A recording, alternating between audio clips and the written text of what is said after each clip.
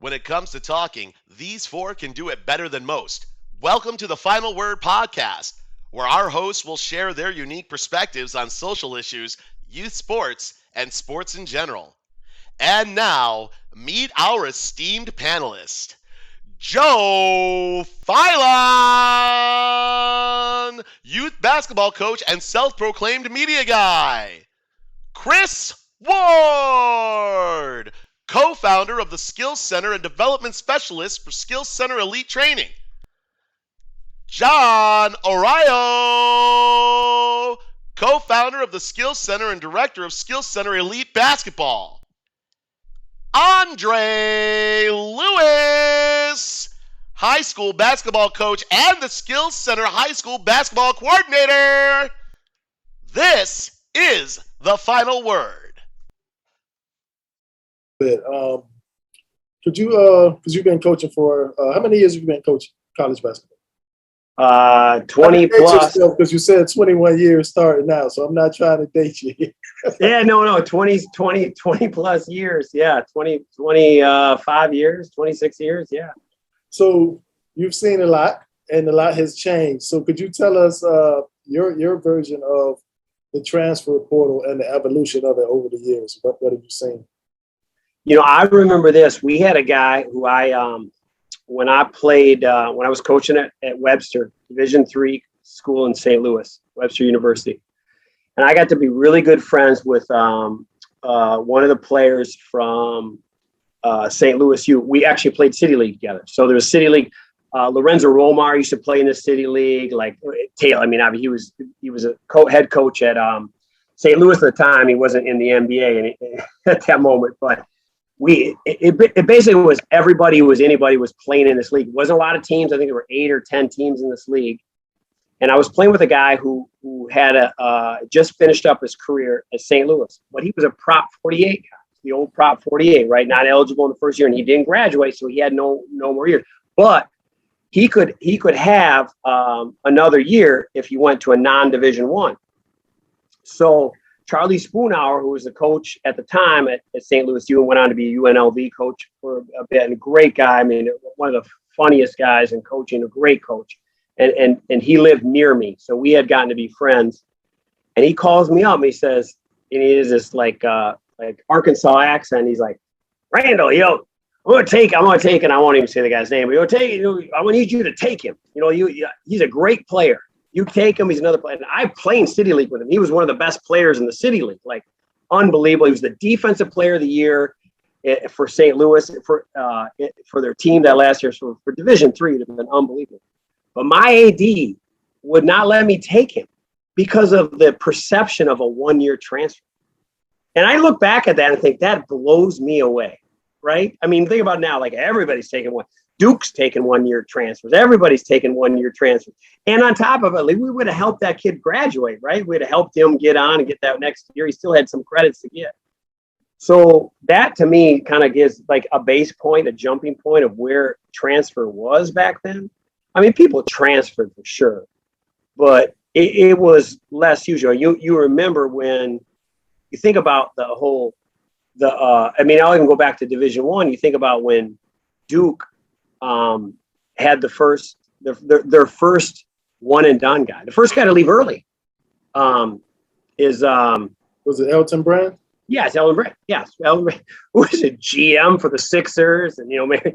Like it was a big deal. It was like some sort of like scandal that people were leaving early to go make millions of dollars in the NBA.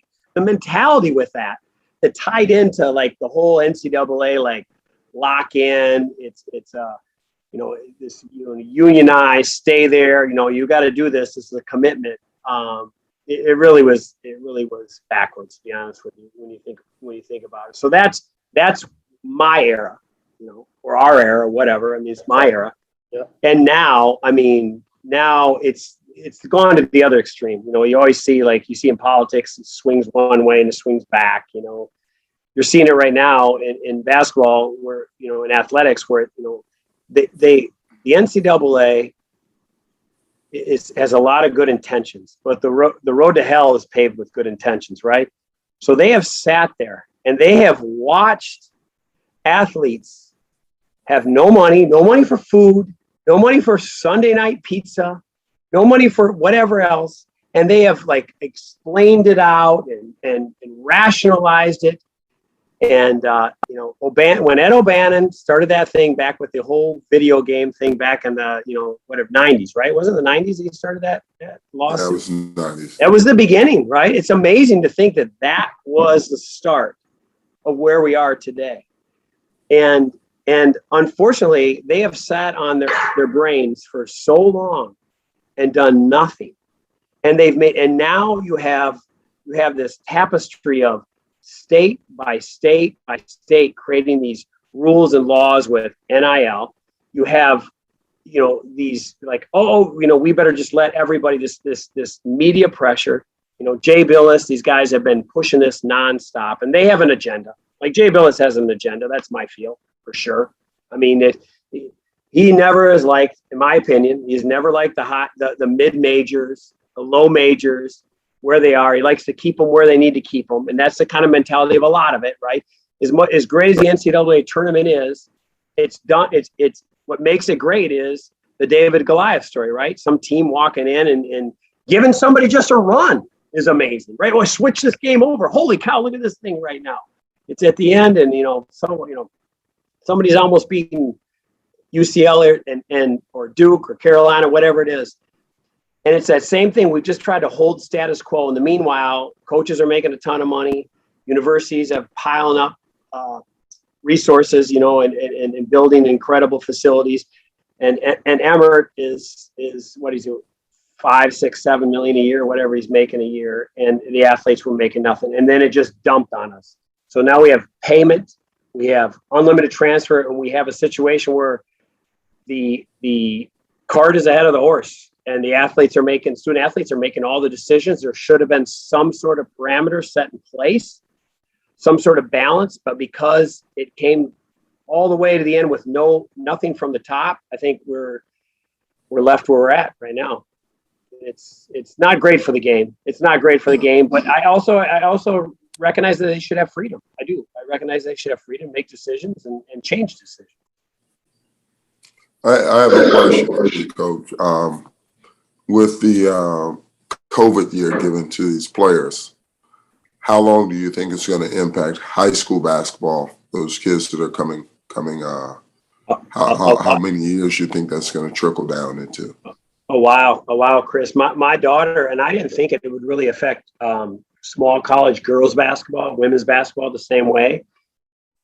But it has, even at that, at a level where you're not dealing with like guys holding on for a pro career or something like that. I've seen it at just about every level, everywhere, and I think it's going to be a long time for this to kind of, get kicked to the curb. We need to have, it's gone through the gauntlet and it's clogged right now. And everybody, I have so many coaches and AU, high school, whatever, prep school coaches, JUCO, calling me about kids that I respect. And I'll watch a kid. I just had a coach from Chicago reach out to me about somebody, and I love the kid.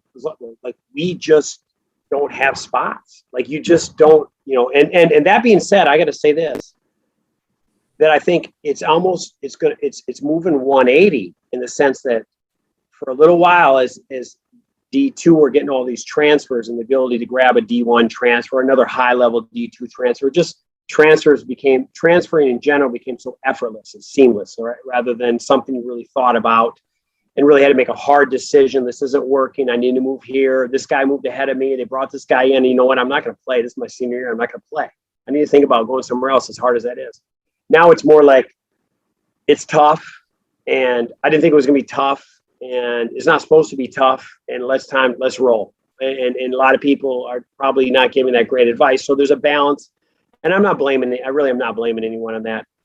But, I think now what we're seeing is a lot of people are holding back scholarships, waiting for the spring transfers. So in some ways, there's better high school players available for our level than maybe there were 5-10 years ago.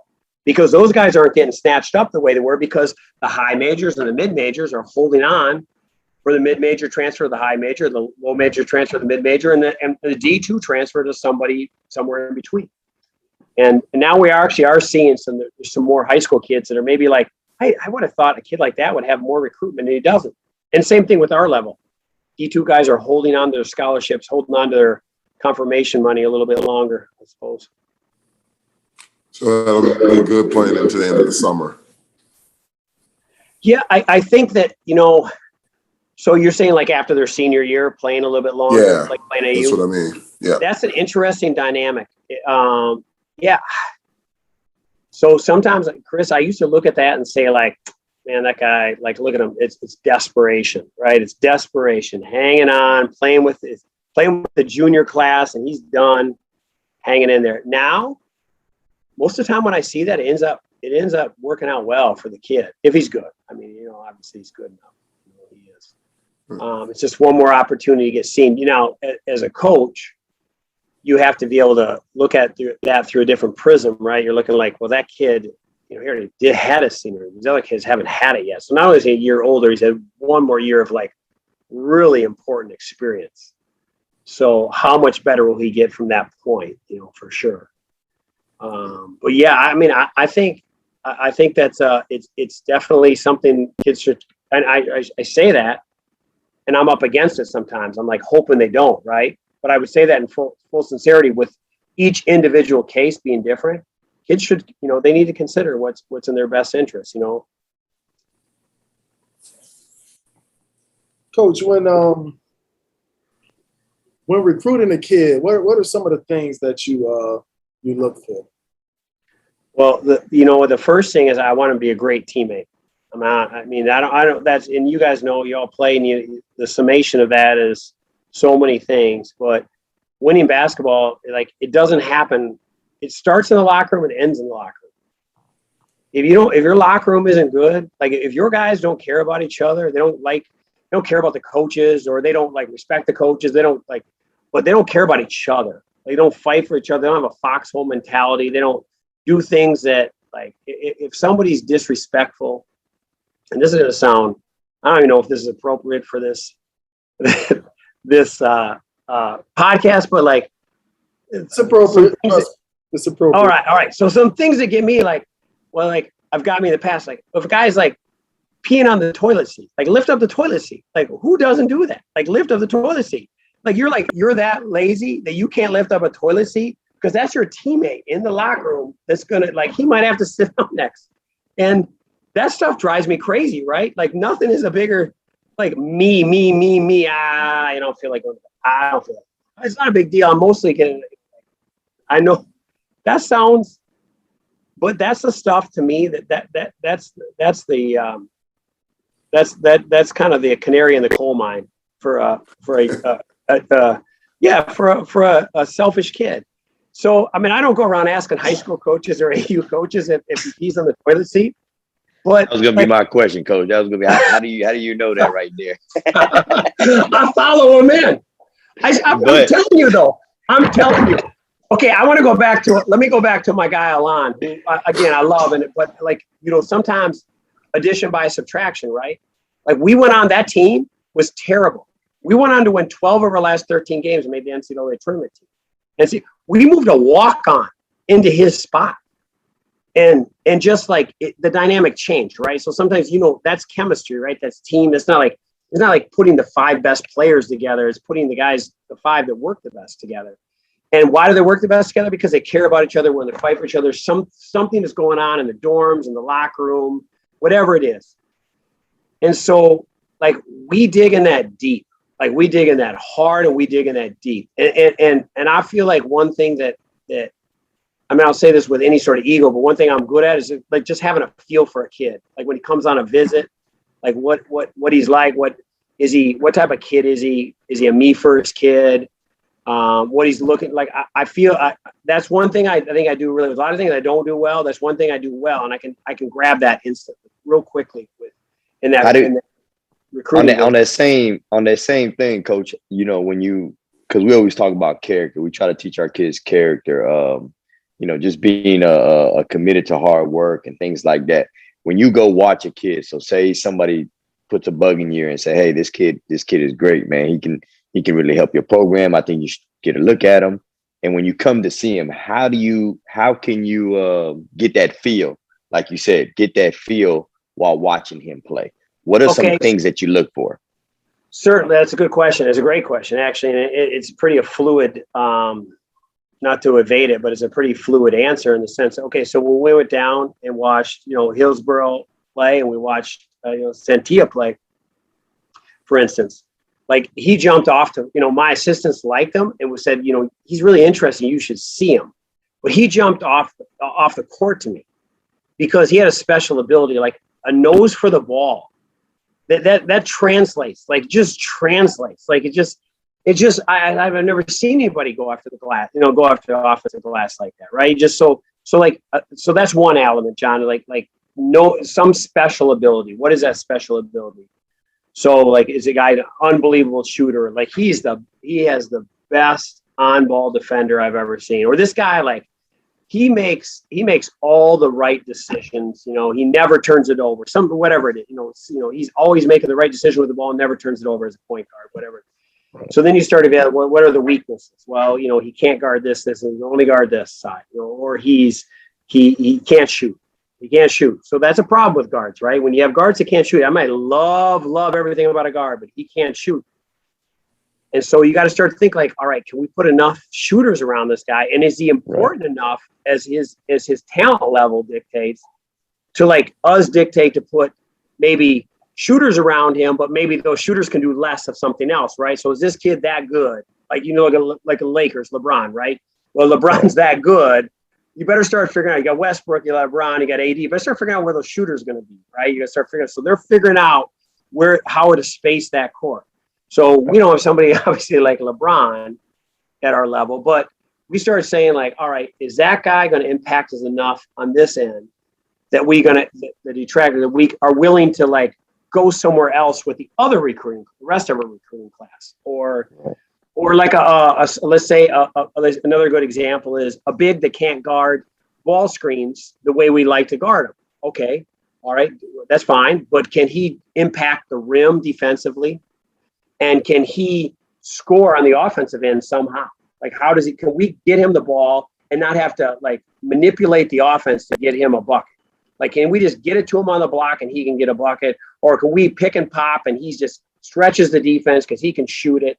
So we don't care that he can't guard the ball screen, and we want to guard it because he's going to protect the rim and he's going to stretch the floor. Or he's going to protect the rim and he's going to give us a low post touch at the end of the clock.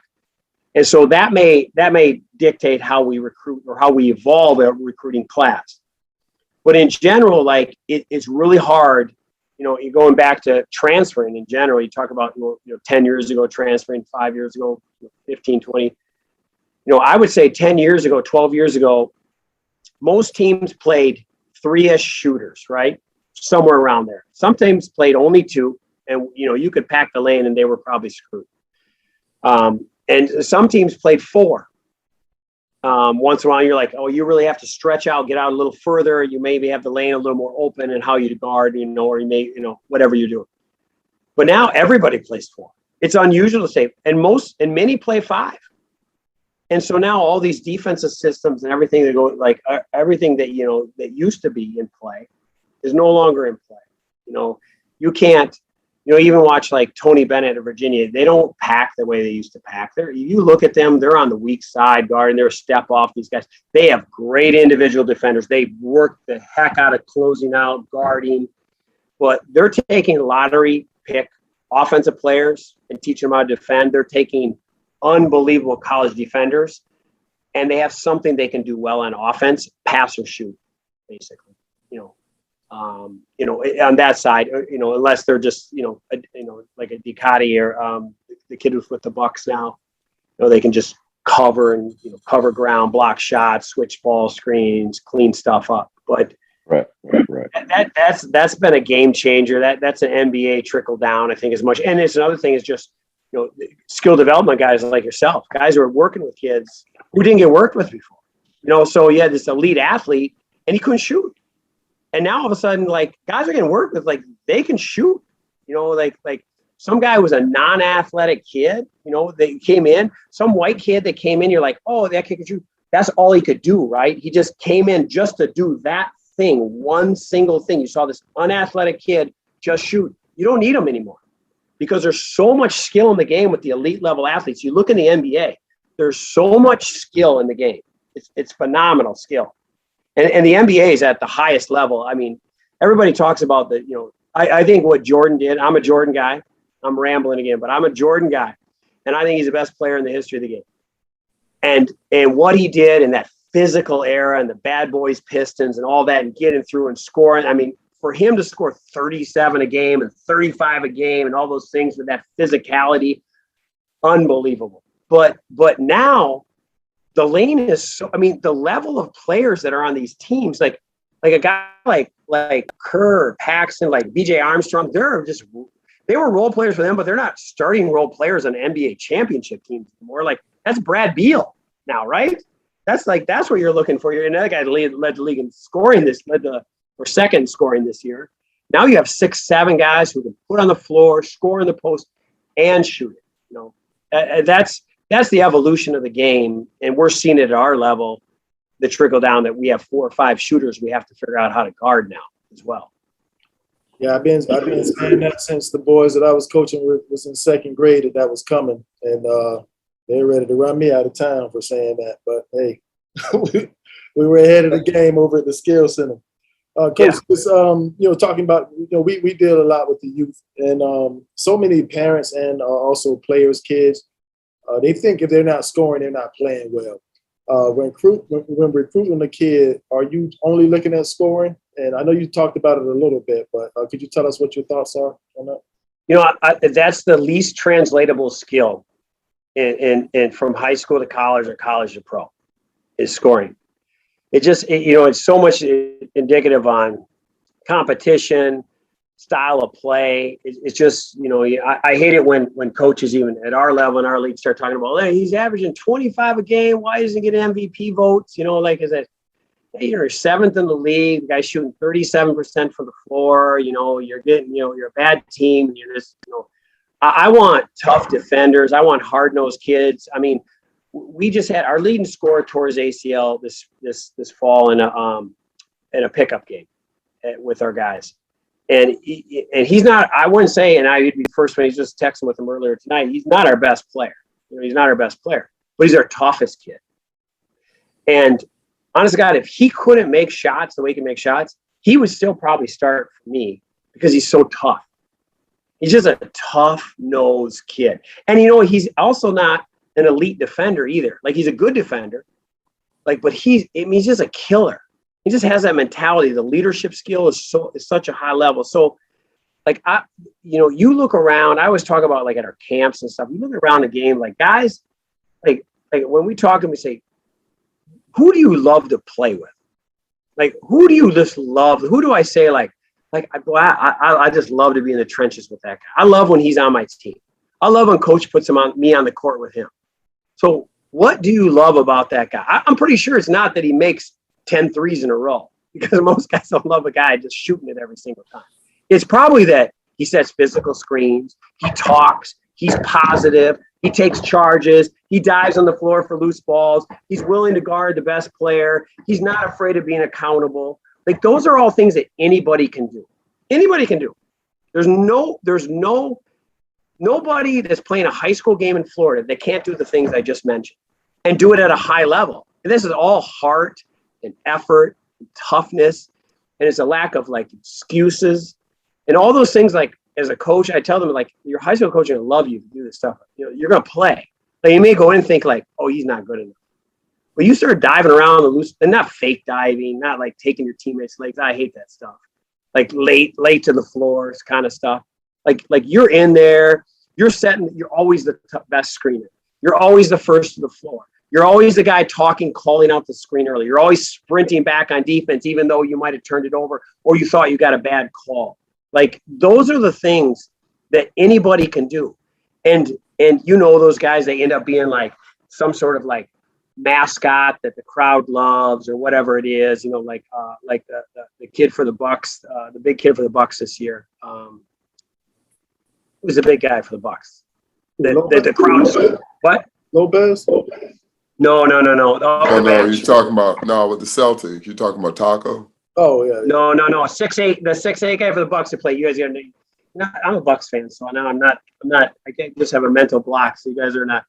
The crowd goes crazy, but he dives around. He's like just flying around and tough doing.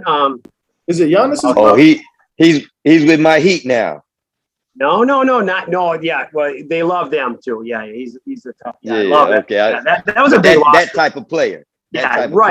Right. So, but I'm just saying, but even a more of a role player, yeah, come in and do those little things. Those are winning things. You guys know, right? They're winning things. What's the difference? You think I got all this scoring back. Well, who's going to guard? I got all this. I got great ball handlers. I do this, but who's going to get on the floor and do the dirty work? Who's not going to complain? PJ.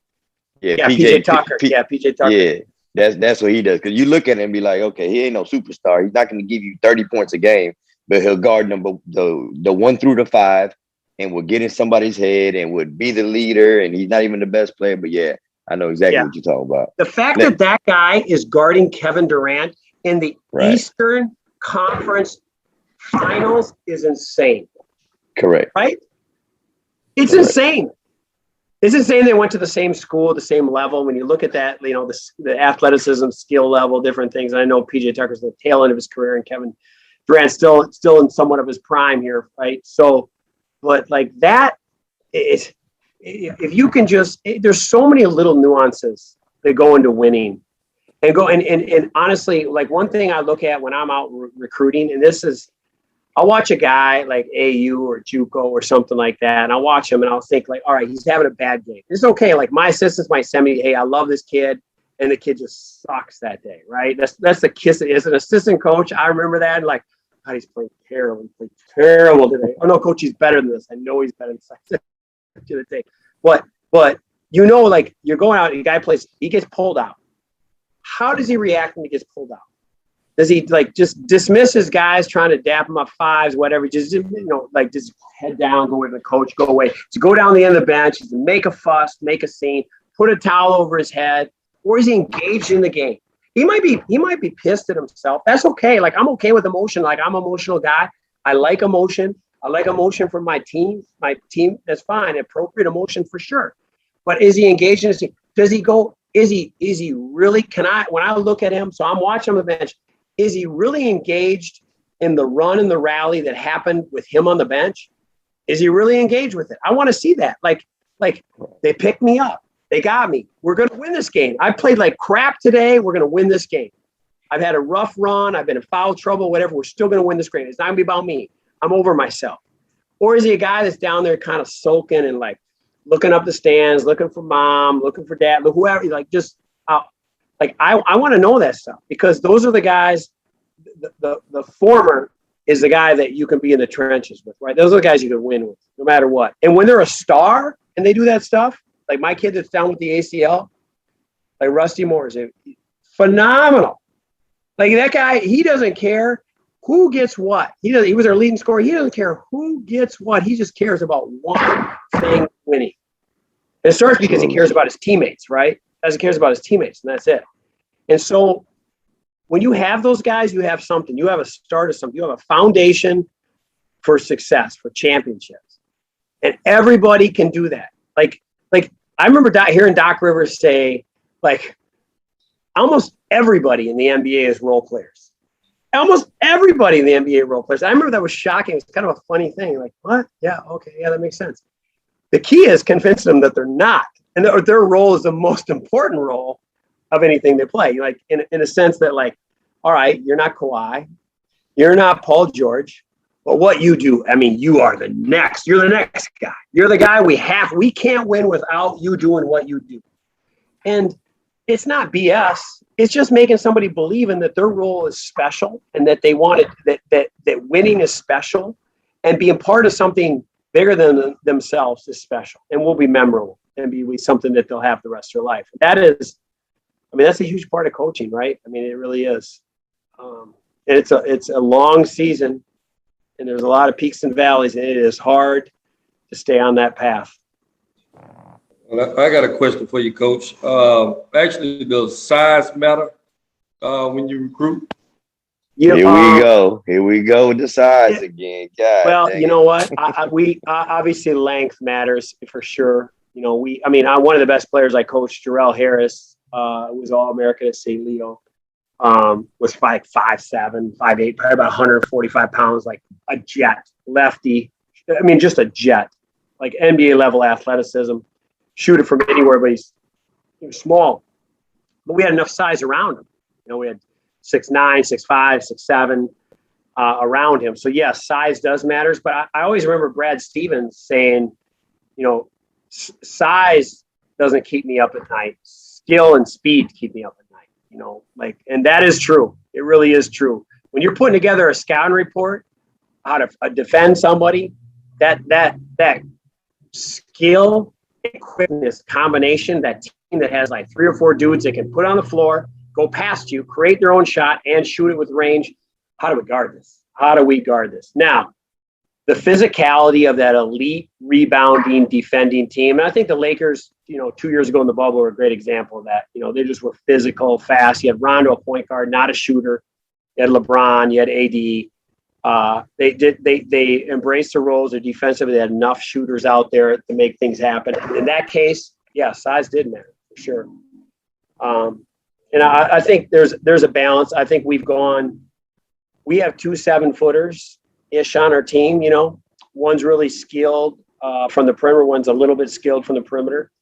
And both know how to play, both do a good job. But they're, you know, they up to this stage of this career, and I expect more of them this year, up to this stage of the career, they're kind of like left-hander middle relievers, right? They come in, they provide something unique.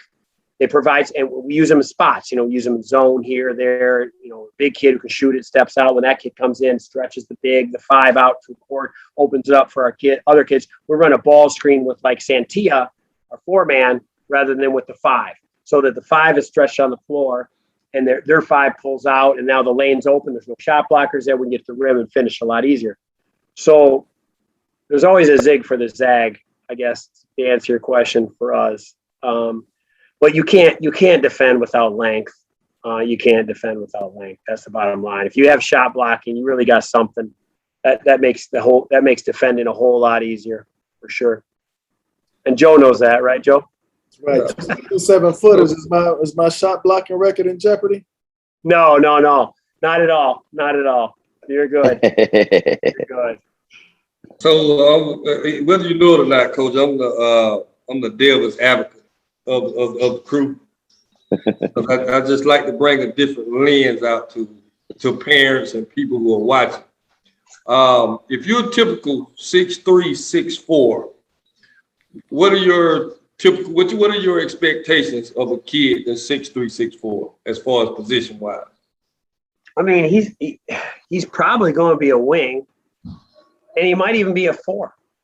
So we play a lot of 4 guards, like we'll play around those 7-footers. We'll put 4 guardish kind of guys in there. I say guards that they move well, pass and shoot, various size. Okay, and honestly, the other thing, Coach, the biggest thing that I think parents make a mistake about is they look at a position offensively, and I look at a position defensively. I got to have at least 1 handler, and most of the time I'm starting 2 point guards. I mean, 2 guys who were point guards in high school, who probably are point guards for us right now, right? They're just guys who can handle. I don't care who brings it up. I may dictate like, hey, you know, like Frank, you're gonna bring it up because you know you get up in space. We can UCL you to the block because they got small guards, so we're gonna put you down there. But we're gonna have multiple handlers out there on the floor. You can't play with 1 handler at our level. There's too much pressing that goes on, too much, you know, just random trapping. And plus, you know, those handlers tend to be, if they're athletic and can shoot, they're guys who can really put on the floor and create a shot for themselves and create a play for somebody else. What a 6'3", 6'4" kid. We brought a kid in this year. He's an interesting basketball player. Like, he's got an unbelievable basketball IQ, and he's got a burst. Like, he don't look like he's got a burst. He's got to figure out a better diet for sure. He's about 6'3". He can shoot it real well. But he knows how to play. He's tough as nails. And honestly, like, you know, kids are saying, parents might say, hey, you know, 6'3", he's a point guard. That's the best. I'm looking at what he can guard. What's the breadth? What is the range that he can guard? So I look at him and I say he can guard some twos and some fours and definitely threes, right? So the more guys can guard, the more versatility it gives me offensively. So we can guard and rebound. Those are the two things I have to worry about. Guarding and rebounding that side of the ball. Then I can put almost any lineup out there. And if I want to go big, then it's pretty much guard, although we have zone stuff, so we can zone. But it's more likely handle, right? I can handle the ball and shoot it, then I can go big as I want to go. So those are the two like things I'm looking for when I look at guys. I say, all right, so you allow us, you're 6'9" and you shoot the heck out of it. You allow us to really play big. Because now we can play the 7-footer and you and our 6'7" guy who can handle, he's athletic and shoots it, you know. Or I may look at it like the kid I was just talking about, it's like 6'3", 230, and say, like, all right, if you keep that big kid off the glass, okay, and you can and you can, you know, work him to keep him off the block and a touch, he's gonna have to guard you on the other end. How is he gonna guard you? Like that's a massive advantage for us. So the key word is they got to be a ball handler. They got to be able to handle the rock. Oh, almost for certain. I mean, again, unless they have like a special skill. So unless this guy is just like some elite defender who shoots it, or like he's an undersized post. Like there's this guy, because I've had a few of those. Like where you look at him, you're like if he was 3 inches taller, they'd be talking about like he'd be in the Big 12. But he ain't even got a Division I offer because he's 6'3", 6'2" and a half, and he scores everything around the basket. But he's quick off the floor, powerful, plays in no space, quick, you know, second jump guy, and finishes everything. Like that guy, like those guys get buckets. They're productive for you. And so I don't like necessarily fit some sort of like say, hey, that's exactly what we need. Sometimes you see a guy and you're like, that guy's productive. I know he doesn't fit, but that guy's getting it done against everybody. Everybody's scared above us because they don't know who he guards. And he can't handle it, just like you say. So he can't handle it. Coach, at what age do you start looking at players for a potential offer, that they call it? At our level, honestly, Joe, like for us, I don't buy green bananas when it comes to this thing, because we are like, if I love, this happens every time.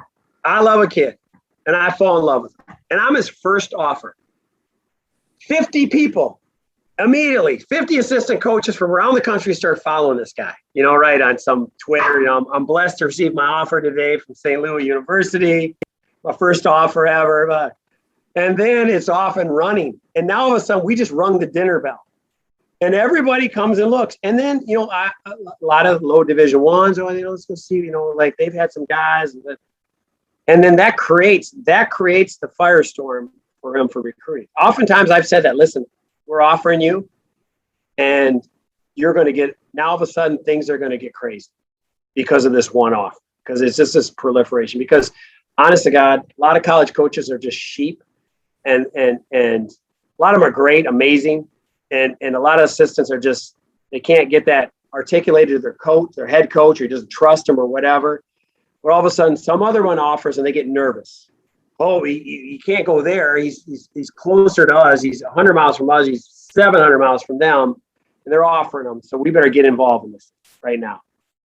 And then, so, you know, that whole process, I'd rather honestly hang on to the last second a lot of times and wait till the fall of their senior year and offer them. Because if I offer them in June and then all of a sudden he just got on somebody's list he wasn't on before in July. But we do. There's somebody I just really, really like, or just a need we have. And I think, you know, that's exactly what we need. And he knows how to play. And he's getting really good coaching. That makes our job a lot easier. That makes us look like good coaches when they play for guys like you guys and they've been coached. They know how to play. They know what to do without the basketball. Probably people think like Santia, like, oh man, Randall's teaching this guy how to move without the ball. He's back cutting on the drives. Like, I have nothing to do with that, Coach Ward. I had nothing to do with that. He knows how to play. You guys have taught him, and we are right now the beneficiaries of that, right? Somebody drives, he slides behind the defender, turns his head for half a second, bounce pass or lob, and or nobody's looking, and he gets it on the glass. So, I mean, it's for us, a D2, and D2 women's basketball is different. D2 and women's basketball, they start earlier than us, for sure. But women make decisions for the right reason. They're not trying to impress a guy 4 lockers down. Men make a decision. They'll go like, I got these off. I think I'm going to go this place even though I didn't have a good feel for the coach. This is in their head. I don't like going there because I'm going to miss my mom. And they've got 2 all-conference players in my position ahead of time. But it's the only good, it's the best, highest offer I have. So that's where I'm going to go. And so are we going to homecoming or not? But the girls basketball player in high school, like she's thinking like, all right, this is my major. And I really had a good feel for the team. And I like the location, whatever it is, cold weather, warm weather, near, far, whatever. And this is the decision I made. So they're able to, at our level, get in a little early, the way Division I gets in a little early. But I also think the way Division I offers in freshman, sophomore, especially those big kids, it screws their coaching staffs over. Those kids don't develop. And also now you think about this path. You're on a path, you're hungry, you're all these things. And all of a sudden you get like a Big Ten offer as a sophomore. Like a lot of kids it won't affect, right? A lot of kids it won't affect. They got good people around them. They have a good motor. They're playing for the right reasons. They love the game, all these things. But a lot of people will. You have just altered the course of where they're headed. Like you've created some sort of landing pad for them. And now all of a sudden, when they don't arrive to the level you thought they're going to be, you were part of the problem because you offered them when they're 15 years old. And now how they mess with a kid's head to get like a Oklahoma State offer when you're 15 or UCLA offer when you're 15. Like some kids are so far along, it's not a big deal. Most kids are going to continue on a path, but a lot of kids aren't. A lot of kids are going to change that course and arrive as some sort of like pre-collegiate celebrity. Oh, all right. Coach, do you have anything you want to leave us with? I think I put it all out there tonight, haven't I? I'm rambling around. We definitely appreciate you, Coach. Yeah, I mean, as always, I enjoy our conversations that we have, man. And I remember when you were recruiting Santia and you were at the Hillsborough game, and I saw the passion and how excited you were with it. You were talking about his timing, and he was on Dennis Rodman's level. I think it was how you compared it to his rebounding, and it sounds like he's panned it out. How you guys looking this year? I think we're good. I think we're a top 20 caliber team. I think we'll be ranked. I don't know what that means exactly. You know how that is. We've got a lot back from a good team. But it's interesting. Somebody I feel Rusty's shoes. Frank Webb, senior for us, is a stud.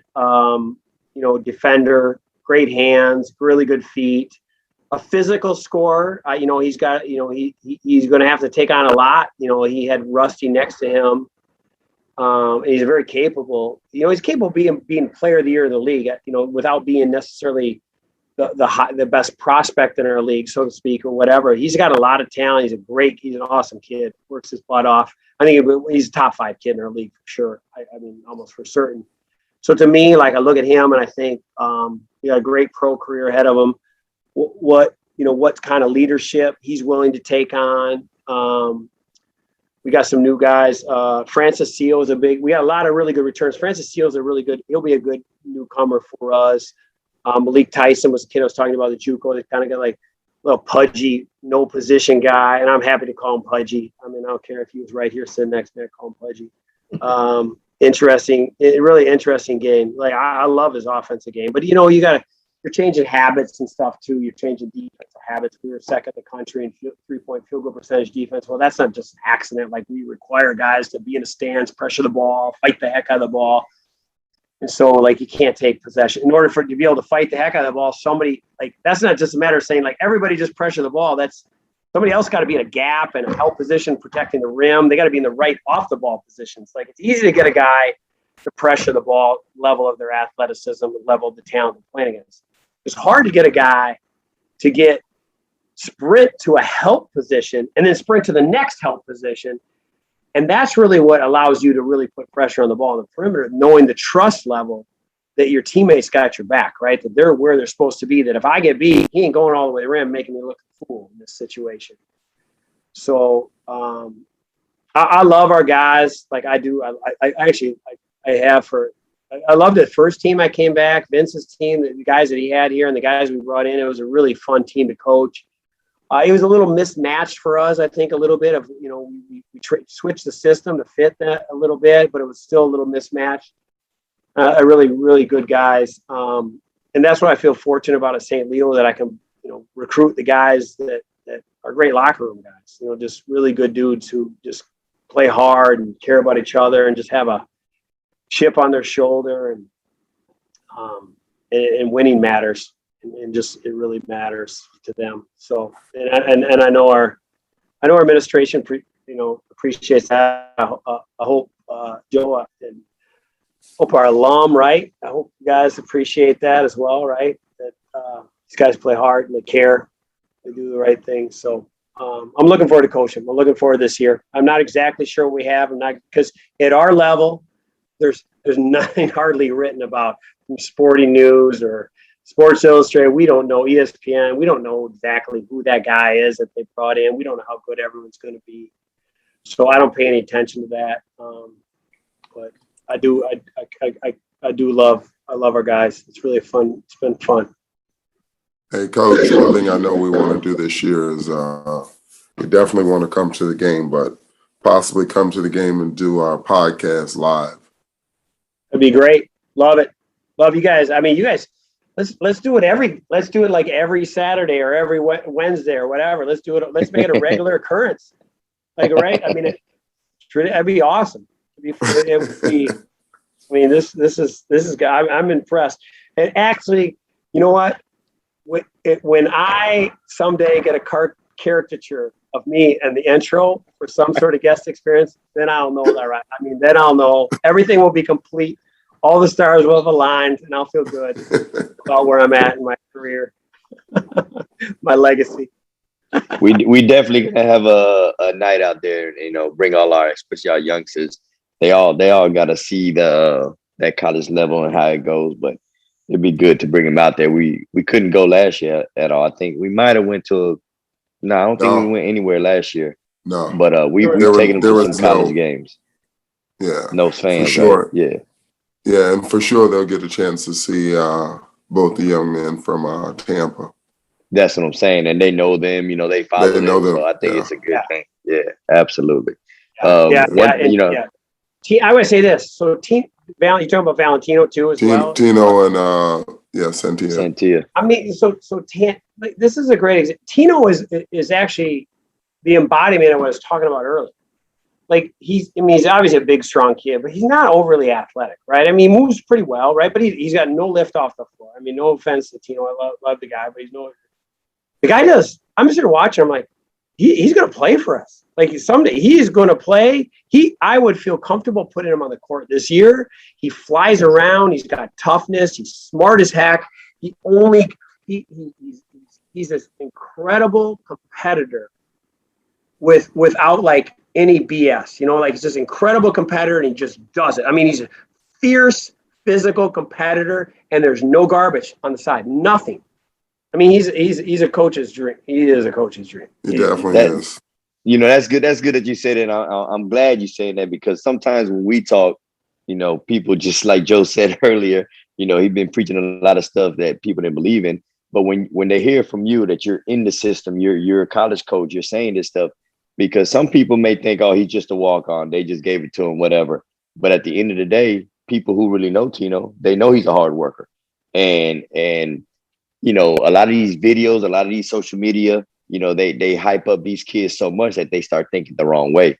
So I'm glad you're speaking like that because it is good for parents to see that, hey, hard work does pays off. Whether he's a starter, whether he plays 5 minutes, whether he did that, at least he caught your attention.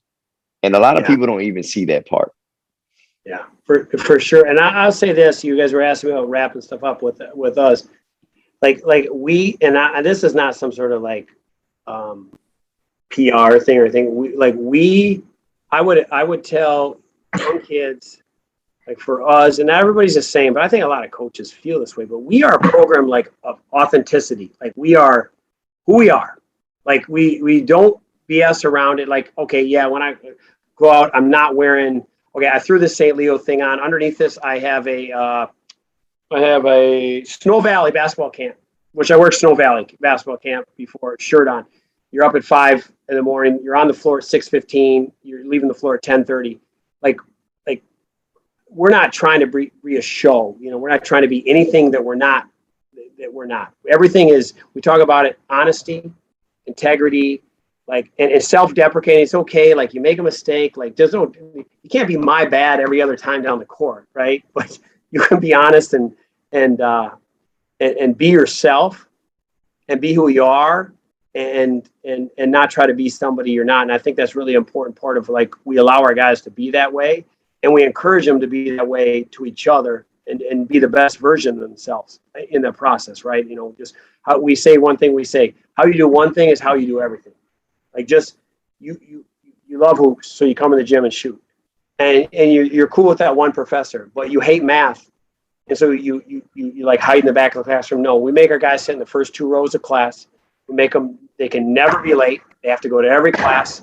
That, you know, we have, you know, we're on top of, like, you don't like this class, you know, guess what? Work hard in this one. This one's the one you got to spend more time on. This is the one you got to you be more interested, you know, more focused on. So we want them to be great on the things they don't like or they're not good at. We want them to be honest about the things they're scared of, you know, things they're fearful of, the things they're not good at. Just admit to it. We want an open environment that way. And I honestly feel really good about the culture of that in our program and our guys' ability to just be our guys, you know, without feeling the stress of a pressure of outside thing, other than the pressure of trying to be a starter, trying to be all conference, or trying just to play.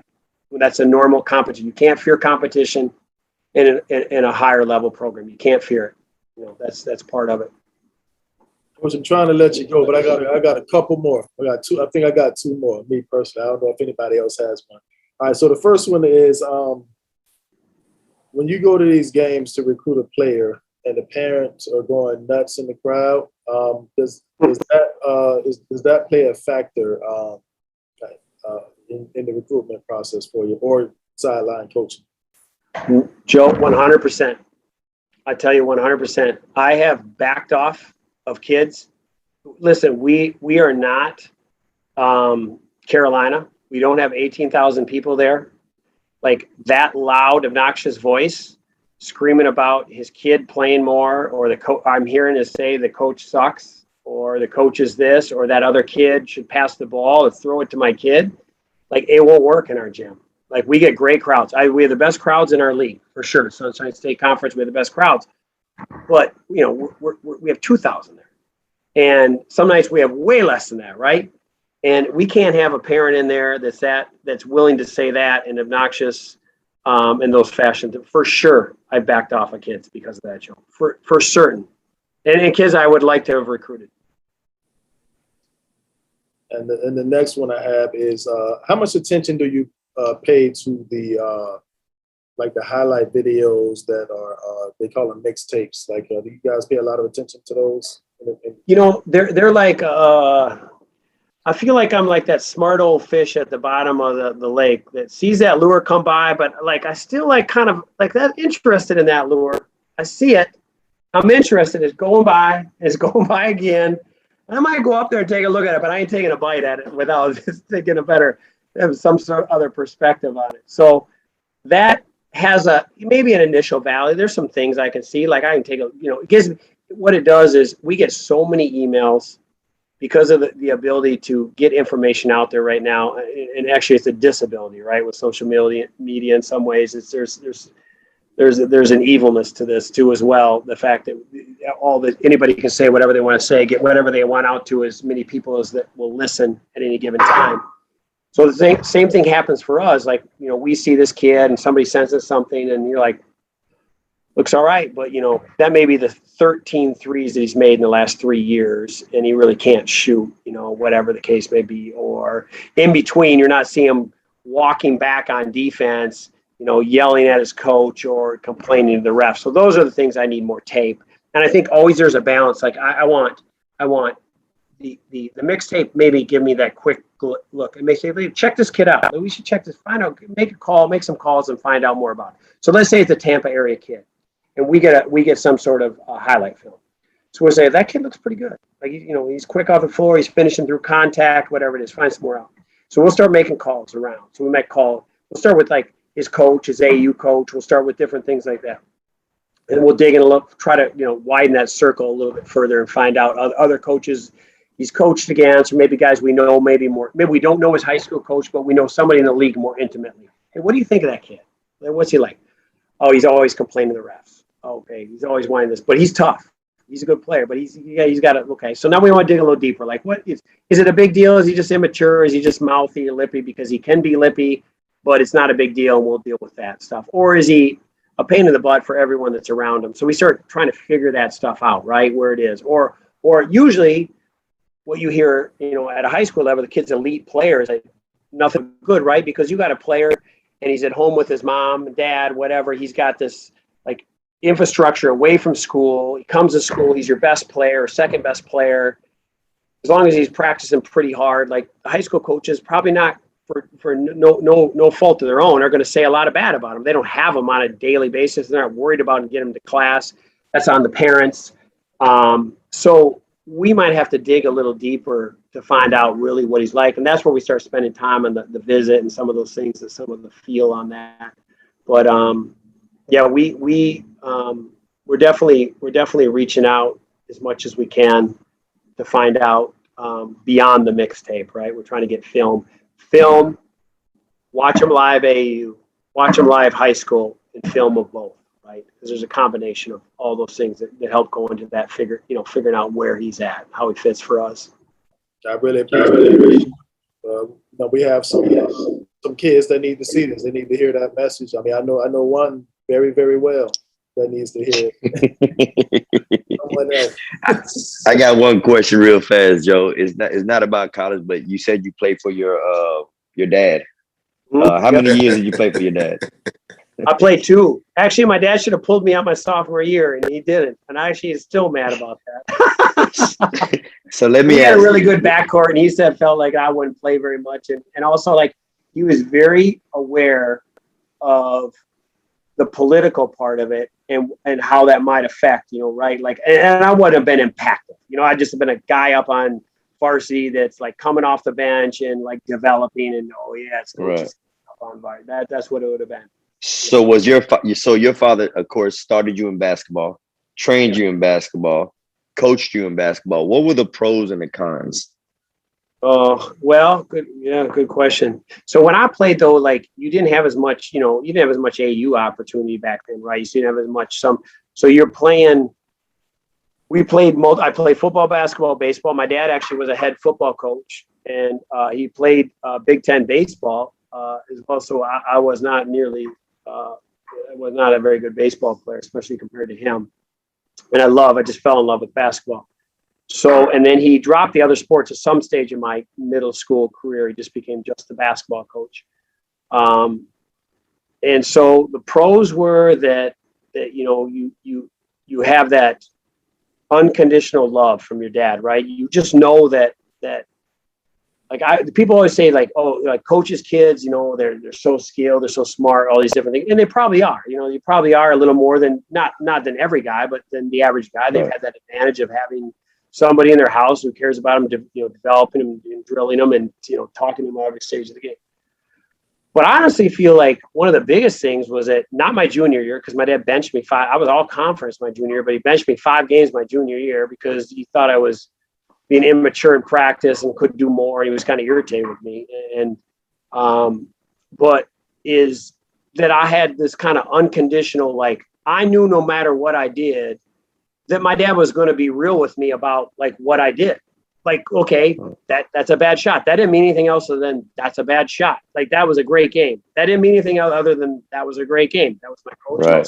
There was a real honest relationship that I just knew that we just cut everything else. Sometimes coaches think that's not my guy. He didn't recruit me. That's not this. He likes me better. All this BS noise you hear from parents or girlfriends or fans or whatever. It's just coaches just want to win. They want to do it. Most coaches want to do it with integrity in the right way. They're not going to like bankrupt their program to just play a kid like somebody that shouldn't play for some reason. But most of the time it's like, all right, I'm going to play this kid. This is going to help us win. This is what fits. This is how we put it all together. Like pieces got to come together. And so like for me, like all that noise was out. Like I just had my dad. And actually my senior year, so the negative part of that time was that we had it out one time because I could feel it like coming home. My dad like pissed at me because practice was bad. I played bad in the last game, those sort of things. Right. And we had it out like, I don't remember exactly how it went down, but I can remember the dinner. I can remember when it happened, and I can remember being emotional and crying like, it can't be this way. Like I can't feel it all the time that you're always judging me as, coach, father. So like, oh, and from that point on, honestly, that was first semester. That point was certainly really good. And it helps when you're a better player, one of the better players. And it also helps when you're on a really good team, right? I mean, you're not losing any games. It's really hard for parents to complain that your coach's kid is playing too much or getting too many shots. So, and the bonding, I love my dad, and my dad died really early, and that was really, I miss him every day, and actually I came back and ended up coaching his high school team for 3 years after he died. He died in October, 17 years ago, in early October, and I ended up coaching his team for 3 years, and it was probably the greatest. I will never be able to have 3 years replicated that would be even close to that, because what we did and why I did it, like with my dad and trying to step into his shoes and emulate part of, his life. And that goes all the way back to the relationship we had as a, father-son, as a coach, coach and a player. For sure. No, I appreciate it. And of course, Chris laughed because I'm dealing with it right now. And that dinner table that you talked about, we've had plenty of those dinner tables. We had one tonight. So I appreciate that because it is a navigation tool. You want the best for your child, but you don't ever want him to feel like he's getting attacked no matter what. So it's a learning process. You just gave a good session for me today. I appreciate that. Well, and I'm coaching my kids right now in a fall league because they didn't play last year. They were obviously coached with you guys in practice and stuff, but they didn't play any games. So I'm coaching them in a fall league. I coaching my oldest daughter. 3 of my 4 kids are playing.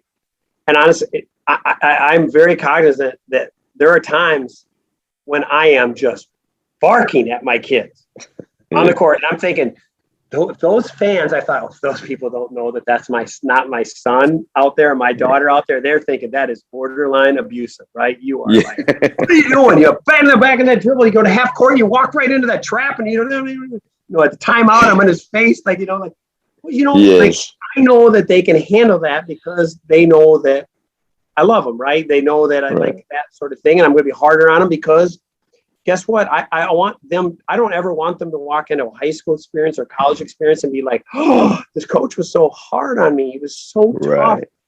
And I have to tell you, at this stage of my career, and when you know this, when you have great teams, your best teams that you coach, if you can coach your best players really hard, you got something, you have a chance, right? If you have a talented team and you can really coach your best players, like there are times, I'm not talking about screaming at them all the time, but you can get into them when they need to get into. You have a chance to achieve something as a unit, right? And I think it's kind of the same thing with your kids. Like if they really want to be great, and if you can really get into them, like as a father to son or father to daughter, whatever it is, mother to daughter, and somebody else is, coaching this, then they have a chance to like be good. They have a chance to make some sort of special thing out of their career. Like they have to be able to handle it from you, because if they can't handle it from you and you love them and they know you love them, then how are they going to handle it from some guy that they've just hardly known for some summer school individual workouts, and then all of a sudden they're behind the 8 ball? You're setting them up for failure. You really are. Absolutely.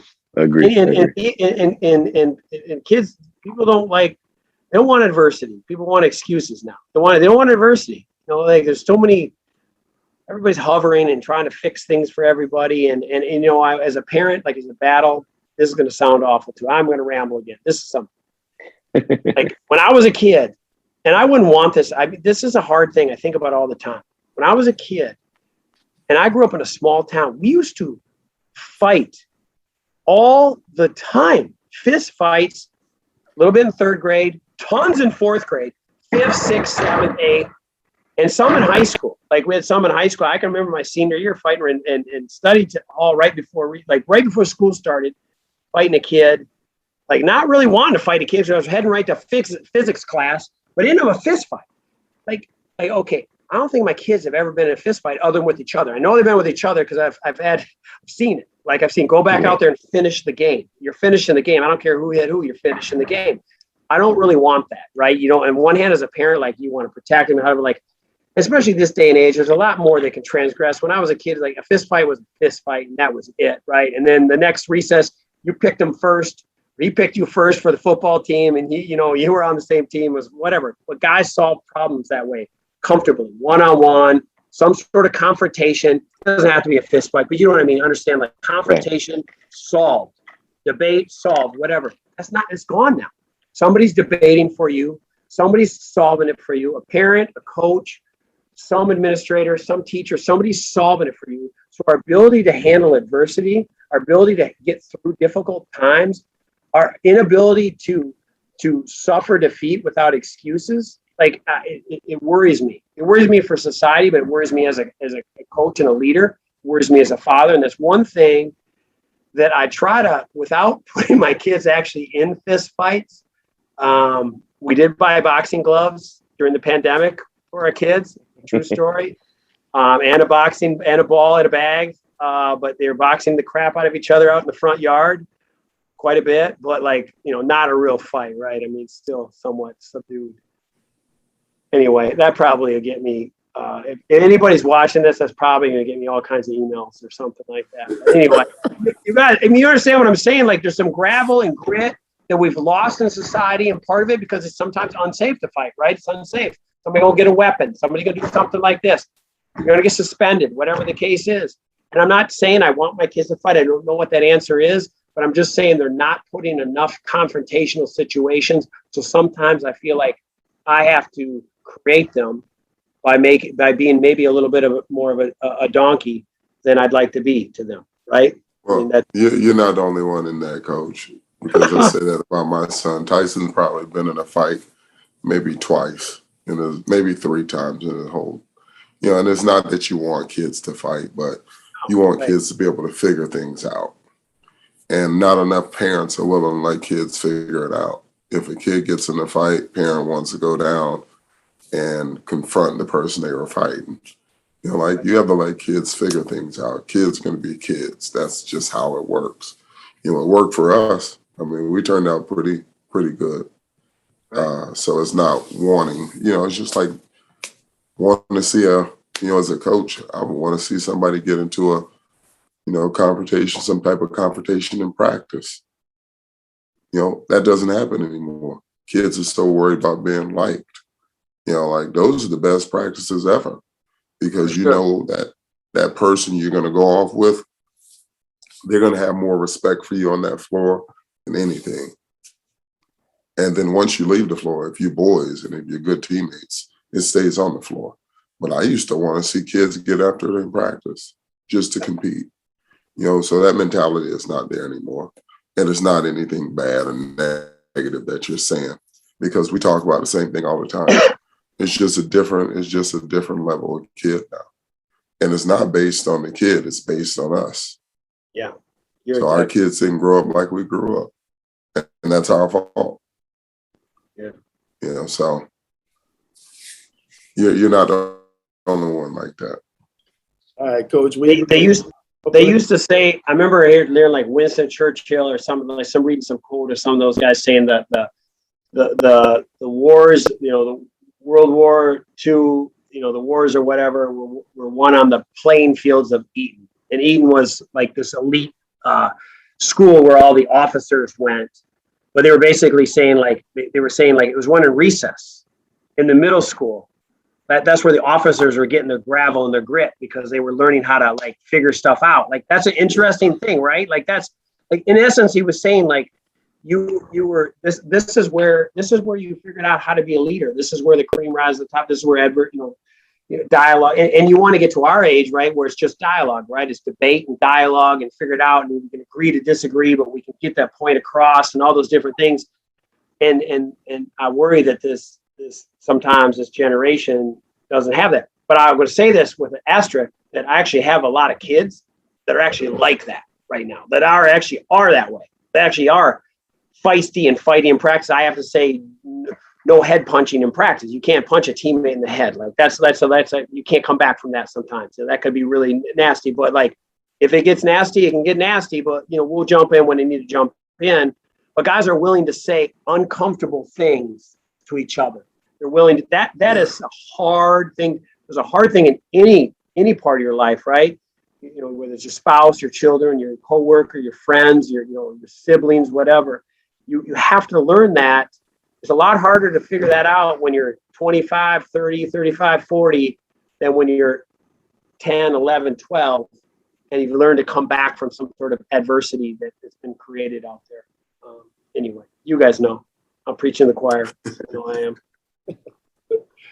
All right, Coach, again, we appreciate you coming on, man. We got to do this again sometimes, man. A lot of good information you shared with us. That's great. Good stuff, guys. Appreciate it, Coach. Good luck this year. Thanks. Definitely be up. Yeah, definitely look forward to seeing you guys. So again, Thank you. Get up to games. Great talking with you. Yes, sir. You too, man. Thanks. All right, see you guys. The Final Word podcast, where our hosts will share their unique perspective on social issues, youth sports, and sports in general. The Final Word.